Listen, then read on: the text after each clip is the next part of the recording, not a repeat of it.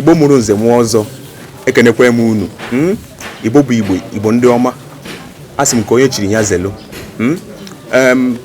afọ m bụ Nnaemeka Ilelu na Chi aka Riwakụ ebe anyị nọ tata bụ na Ọkalakwụ Igbarịam Anambra steeti o nwere ezigbo nwafọ Igbo odegwu nwoke bụ nwanne m nwoke anyị bịara na nke ya n'ụbọchị tata na Ọkalakwụ Igbarịam Anambra steeti biko maazị gwa ụmụ Igbo onye Igbo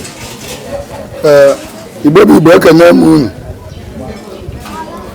ekene m onye ọma na-ege ntị kene Igbo n'olu na Igbo n'Igbo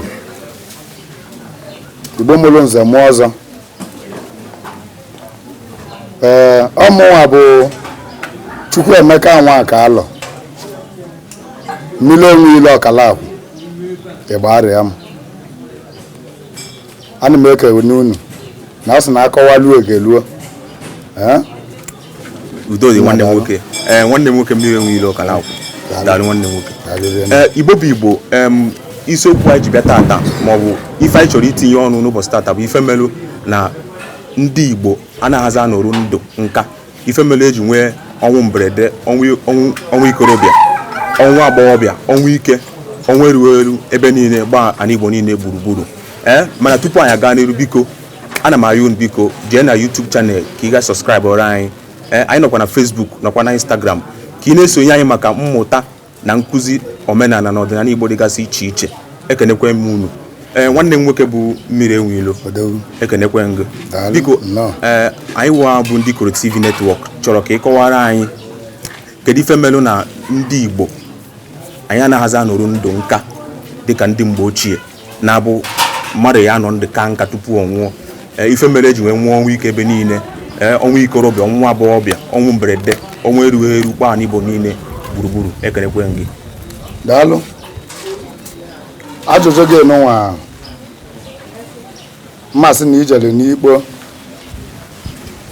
okwu niile jikọtara ife niile bụ omenala wee jee jụọ nya bụ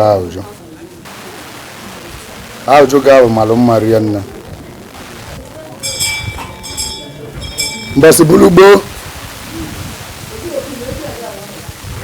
okenye na-akagide nka asị na nka echighị ya ntị na ọ daza anụ ife mbọsị bulu gboo okenye na-akagide nka asị na nka kpulie isi na ọ daza afụ ụzọ mbọsị bulu gboo okenye na-akagide nka asị na ọ daza apụta ilo mmadụ na-akagide nka n'ụdị otu a na-asị ọnwụ bịaza gbuo onye dịka na be anyị n'ụwa bụ Igbarịam o nwere ofu nwoke nọgidere nka mgbe gboo a na-ekwu ive a jizela aka na-ayọzi ka anya nwụọ o nwere ofu nwatakịrị amụtadị onye akịda etogogota ọ bụgo mpa mmadụ mana ife akpọrọ ya bụ abụmmmụọ ife nna ya ji wee gwọ ife nwoke nwa ji wee gwọ nwa ya nwa abụmmmụọ bụ onwe ka ọ na-egwu nya abụmmụọ na-ada anwụ anwụ ofkwuisi na ọnwa agụba gị ya mana ife pụtara na o ji wee nọruo ndị otu a bụ eziokwu na omume na omenala okele omenala Igbo dị omimi rinne mana ndị be anyị bịara rapụ nya bụ omenala si na anyị eje egwu ụka maọbụ na anyị ekpe egwu olu Jizọs ụmụ ife anyị na-ebutere anyị ọnwụ ike mbọsị bulu gboo mgbe anyị na Chukwu dị n'udo na ịma nnụ na ntị na okolobịa nwụrụ anwụ maọbụ na agbọghọbịa nwụrụ anwụ ọ bụ alụ ka ọ bụ agbọghọbịa mekata wee nwụrụ o mebere 20 years ọfụma jụọ okenye ọbụla nọ n'Igbarịam o mebere 20 years okolobịa na agbọghọbịa ji wee nwụwa n'Igbarịam o mebere 20 years okolobịa na agbọghọbịa ji wee nwụwa nwa n'Igbarịam ijụọ ndị okenye bụ agwa gị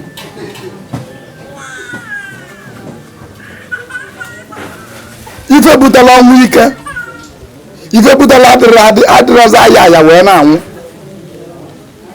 bụ na anyị were asị na ọ na-abụ onye kpọọ ọbịa mkpọkọrọ abata ọka ewere ya kpofuo ntụ. Ndị be anyị na-eme na fam ala iferi nne kama na ndị be anyị na-atụ n'inu na-asị na ọma ife ada ama nne mgbe ọ dị na-agbagọbịa. Otu ọkpa ada etu ọkpa nne ya na-ajeleja. Ma ndị be anyị ji maka na ụka batara fachọrọ ka ụka nwa si wee bata fewere ife afọ anyị ji wee dị ebube ife afọ na-echekwaba ndụ were fa niile tụfuo wee mebisi omenala be anyị niile.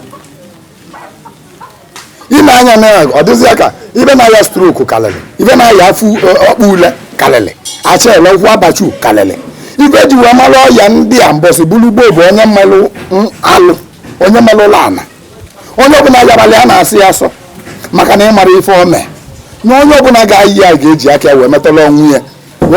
Atụrụ anya a ga-afụ na onye a ji aka wee metọrọ onwe ya nya bụ ife ikegwe ọbụla ị chọrọ imegide mmadụ ịgwọrọ ya ọgwụ aja na-atụ gị were ọya afọ daa gị. Mana tata aja na dị n'obodo dị iche iche adịghịzi ya, ndị be anyị ebupụsị gị na anyị kazi ndị gboo wee mara ife. Apụtara m ụwa na-anụ na nke nna m gwara m bụ eziokwu ndị be anyị na-adị na-atụ n'ime asị na ife nna gị gwara gị ka ị ga-eji wee nwa alụsị. Nna gị sị gị na anụ nwa diva na-ana unu ka ọ bụ i wee tosi ya mesị ọbụna nna gị anwụgo mmadụ wee bịa na ana ihe echi maka na nna gị sị gị na anụ unu dị ebe iwere ya nwa iyi si na anụ unu dị ebe a na ụwa ọgwụ dị ya jebe kọtụ mebe ibe niile dị na ya.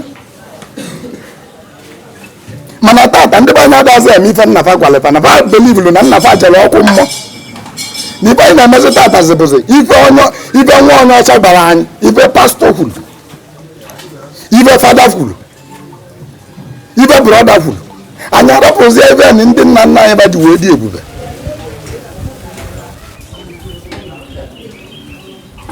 Ọ bụ ndị be anyị ji aka anyị wee kote ọnwụ ike maka na tata nwaanyị na-amụzi nwa na ọpụreshọn mgbe gboo na ọ dịrị eme ifunu ga-ewu mụrụ nwa na ọpụreshọn mba ifunu bụ ewu mụrụ nwa otu a ka ọ dị mbọsị bụrụgbo otu na-ewu si amụ nwa otu a ka ụmụ nwaanyị Igbo si amụ nwa. Tatazi nwa na-anwụ n'afọ nwaanyị asị na nwa nwụrụ n'afọ nwaanyị ịmakwa ụdị alụ ọ bụ ịmakwa ibe bụ alụ na nwaanyị na-amụ nwa wee nwa na-ezigbote alụ ka ọ bụ n'ala Igbo. Ma ndị be anyị ama nkweta maka na onye si nya ji achụwa aja ka achụpụ uke, onye si nya ji achụwa aja ka achụpụ nya bụ ọnwụ ike, onye afọ ama nkwa obelivu na ikpe 20 decades of rosary maọbụ ibu ọrụ ime fasting and prayer maọbụ ime na vigil na nya ya asọvụ problem ya.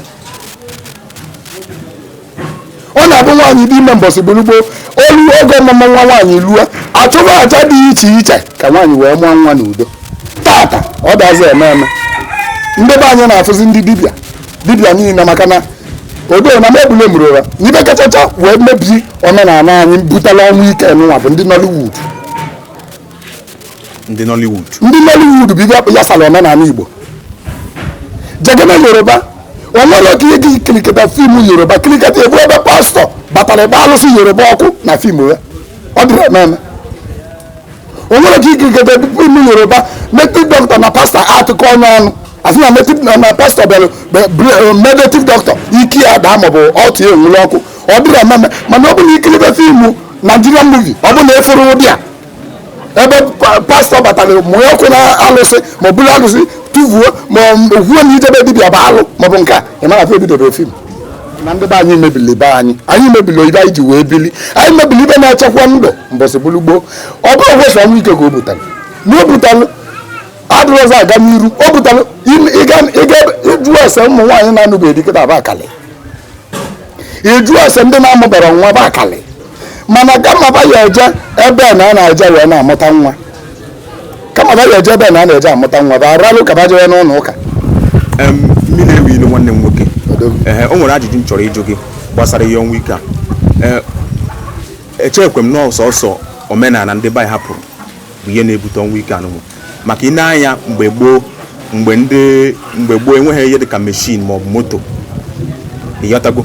Mana ị na-anya be anyị tata enwere meshin enwere moto ịbịakwa nne anyị fụ na imirikiti na-anwụ ọnwụ ike a bụ site na ihe mberede nke okporo ụzọ ndị meshin kwuru ma ndị moto kwuru so iche na ihe anụnwa sokwu wee bute ọnwụ ike a na-ekwu maka ya. Ọ dị mma ajụ ga-amaka. Moto na machin eji ewe accident. Ị makwa na ụlọgo onye nyalụ moto close to 50 years ma ọ bụ accident. Ị ma na ọ dị? Ọ dị. Ị ma na ụlọgo onye na-aga n'okporo ụzọ through and through every day ọ na-akwụrụ okporo ụzọ ma ọ bụ accident. Ị ma na ọ dị? Ọ dị. Moto na-egbu mmadụ. Mana ndị moto na-egbu bụ mmụọ na-akwaba. Accident ọbụla mmelụnụ gwọrọ mmụọ butere nya bụ accident o ji wee mee. Accident na-eme na moto. Asị na accident melụ. Ife niile nọ na moto anwụọ ọfọdụ ofu onye maọbụ mmadụ na-abụ. Onye ọbụla ndị be anyị soro omenala anyị. O nwere ibe ọzọ na-ebute ọnwụ ike na-abụrụ omenala na-arapụrụ omenala anyị. Ọ bụla ndị be anyị sobere omenala anyị, accident ahụ ama ndị na-eme. Maka na onye ọbụla nya na chi ya eyi ajọ ife adịrị eme ya. Mana ọ na-abụ onye bube chie ụzọ ọgbagbu onwe ya n'ọsọ. Ife nji wee gwa gị na ọnwụ moto na ọnwụ accident emego na ịgba arịa m n'ime ndụ. O nwere ezinụlọ maka na ndị be anyị na-eme onye buru isi okpokwu okposi bụ ọ bụla onye ya na-emekọta alụsị ụmụnna ha na-emekọta ndị iche ụmụnna ha. O nwere famili olulu na be anyị ewe meli ya nwoke a meli ọbụla nwa nwoke chili fada reverend fada nwa nwoke a wee n'ọnya bụ ife na nna ya kpokuru ori okposi nwa nwoke wee gba moto wee natara wee batara wee bupụta alụsị ma ibe niile ụmụnna niile ralị nna ya n'aka wee bupụta ya n'ilo gbaa anya ọkụ wee gbaa anya ọkụ in that process ọbanye moto nachi ebe azụ nwa accident nwụrụ mgbe moto gburu ya. Ife gburu ya bụ spirit ọ gbara ọkụ nụsara ọgụ that day ofu mkpụrụ anya nwa ka ọ nwụ. Ụmụnne na-abụ ụwaala emesịa nna ya afọ nwa ụmụnna jeze gbakọ aka ọnụ wee dozie anya bụ ife ọ kwụsị igbu mmadụ. Ife na-egbu mmadụ na-ebute accident ya na-abụ mmụ alụsị a na-agbagasị ọkụ ọfọ a na-agbagasị ọkụ omenala be anyị emebigasịrị emebi ọnya na-ebutegasị ya. Ọ bụ na ndị be anyị jisie ike wee je dozisie mgbe ife niile anụnwa omenala anyị kwụrụ ọnụ efu ya na moto na ọnwụ ya bụ alụsị ka ọ bụ. Maka na tupu ndị ọcha ebupụta moto bifo moto nwe agbawa na be ebugo alụsị dị na be anyị ma moto ma eromplen ma telefon ife a niile bụsị alụsị ebusialụ n'ala Igbo ka eji wee lụọ anya. Jee jụọ the history otu ndị ọcha si wee bata be anyị na ọ bụ ife ndị akaba chọrọ ime ma fe mmenwuri ya ka wedere n'ala Igbo ka be wee kwa ya the powers. Maka na Africa so na one of the greatest place ever na the whole ụwa niile. Anyị dị physical and spiritual powerful. Mmụ alụsị a nwa onye chọpụtara mgbe fa bịa sị anya ibulu alụsị tụwa anyị kpebere chibe ibulu alụsị tụwa nwa onye ebulu tie n'ụgbọ bulu na wabara ụmụ ife ndị a niile gara ji wee megasịa. So moto ahụ na-ewu iwe na anyị rapụli ya wee na-egbusisi mmadụ. Ọ na-egbukwa otu o si egbu na be ndị ọcha isi kotere ebu ka ebu na-agba na anyị ji aka anyị wee bulu alụsị anyị wee bu ya veve ebulu alụsị naba ma moto ma olompreno nke ọbụla melụnụ ibe mberede omenala ja jụọ ese o nwere accident ọbụla melụnụ na o nwere ibe kpatalịa o nwere ibe kpatalịa onye ọbụla nwụrụ anwụ nwere ibe kpatara. O nwere ndị chive gburu n'oge chive nwa ndị ọgwụ gburu na ọgwụ mmadụ gwọrọ maọbụ nke ha gbọrọ mmadụ maọbụ nke ha gbọtara onwe ha nwa ndị alụsị gbu nwa ndị isi egbu nwa ndị mmụọ tigbu. O nwere onye ọbụla nwụrụ anwụ na-ewere a sị na onye ọbụla ya nwa anwụ ya ebere olile aka onye nwere ife gburu ya. So accident ọbụla mere n'ugwu ebe kpatara nya bụ accident o ji wee mee. Anyị ekene gị mmiri emilo biko kedu ndụmọdụ ị nwere ike inye ndị Igbo gbasatara ife anyị ga-eme ka ọnwụ ike kwụsị n'ala Igbo? Kedu ndụmọdụ ị ga-enye ndị Igbo ka ọnwụ ike abenete n'ala Igbo? Ọ dị mma rie nne. Ndụmọdụ m na-enye ndị Igbo be anyị ka ọnwụ ike wee benata bụ ụmụ Igbo ka anyị nagharị n'azụ n'ibe anyị ndị nna nna anyị barapụrụ. Maka na nwatakịrị ọbụla pụtara ụlọ ụtụtụ wee mee nna ya anya n'iru wee sị na nne ya na nna ya bụ ewu. Ịmana ife nwata afọ bụ gịnị? Nwa ewu. Maka na ya lọrọ nkịta wee gote enwe na ife ntukwu ka dịkwa na bịa. Ka anyị na-etinye n'azụ na mgbọrọgwụ anyị maka na osisi ọbụla na-ewere mgbọrọgwụ adịrị amị mkpụrụ. ọ bụ omenala bụ mgbọrọgwụ anyị. Ndị ọcha ndị na-asị na anyị adịrị ekpeli Chukwu, ma ndị Igbo ekpebegolu Chukwu tupu ndị ọcha abịa. Anyị na Chukwu dị n'udo tupu ndị ọcha abịa. O ji wee bụrụ na ọ na-abụ onye weta nzu, ọ gbakwuo Chukwu okike abịa mma nye nzu. O nwere ife na-esalụ anyị na Chukwu. Anyị na Chukwu dị n'udo mbọsị bulu gboo. Na ọkịta anụnwa anyị rapụrụ nya bụ Chukwu wee kpọba Jizọs ka esemokwu ji wee dịrị anyị na Chukwu. E nwere ike nkwu okwu owee ụfọdụ iwe, mana m na-ekwu nya bụ eziokwu. M na-ekwu nya bụ eziokwu na ibe a na-ata agbụpụ ya nọ na mgbapụta ya adịbago nso. Ka anyị na-echi ihe n'azụ na omenala anyị. Ndị mebiri ọfọ nna fa ji edozi anya, ndị mebiri alụsị fa ji edozi anya, ndị mebiri obi fa ji edozi anya, badozisi anya nwe ike akwụsịra n'ala Igbo. Alụsị agụ ogwuru inye ya nri, bupụsị ọgwụ na ọgwụ abụrụ omenala Igbo. Ọgwụ abụrụ omenala Igbo. Anyị tụfusịrị alụsị kwesịrị mara anyị ibe buziela ọgwụ dochie ebe alụsị ya adị. Ụfọdụ jere India buta, ụfọdụ jere China buta, ụfọdụ je obodo dị iche iche je bute mmụọ dị iche iche bute baa be gị. Ndị a na-emekwa na fa na-eje ụka fa na-ebutasị mma ife a niile. Ka anyị nọchie n'azụ na omenala anyị ka adịbe ogologo ndụ. Ọzọkwa bụ ka anyị kpachapụ anya n'ife anyị na-eli, maka na ife olili na-ebutekwa mma kidney problem, heart failure, kansa. Ndị gboo ayara ụdị ọya ụmụ ife anyị na-eligasị afọ nke asị na a na-eme oyibo. Ka anyị wesinata n'aka na agwọ apụrụ ịmụ ife toro ogologo amaka isi n'ime oyibo. Onye Igbo ka ebolele ị ga-emelili ife abụ eji ema ndị Igbo. Ya bụ ndụmọdụ m na-enyefa onye ọbụla nachi ya azụ na omenala. Ekene m. Daalụ nwanne nwoke mmiri enwile ekene gị na ohere inyere anyị n'ụbọchị tata. Anyị na gị ka anyị nọkọkọ mbọsị ọzọ. Ekene m unu. Igbo mụrụ nze mụọ ọzọ, ekenekwe m unu. Anyị abịagwa na nchịkọ isiokwu anyị tata bụ ife mere na ndị Igbo a na-aza n'oru ndụ nka. Ife mere eji wee nwụọ ọnwụ ike, ọnwụ mberede gbaa n'Igbo niile gburugburu. Ekenekwe m unu. Nwanne anyị nwoke bụ mmiri enwile enyegwara anyị aka kọwaa wee nyekwa anyị ndụmọdụ ife ndị Igbo ga-eme ka ọnwụ ike kwụsị n'ala Igbo. Maka ndị Igbo si na ntị na-anụ ihe anaghị aha ka okpu ata. Ekenekwe m unu. Biko jee na-esonye anyị na YouTube chanel anyị ka ị wee na-amụta nkụzi omenala na ọdịnala Igbo dịgasị iche iche. Anyị nọkwa na Facebook, nọkwa na Instagram, ikoROtv network. Aka mbụkọ nwanne unu nwoke bụ Nnaemeka Ilelu na Chi, mana ituo m riwe akụ abụọ nga ego ka ọ dị.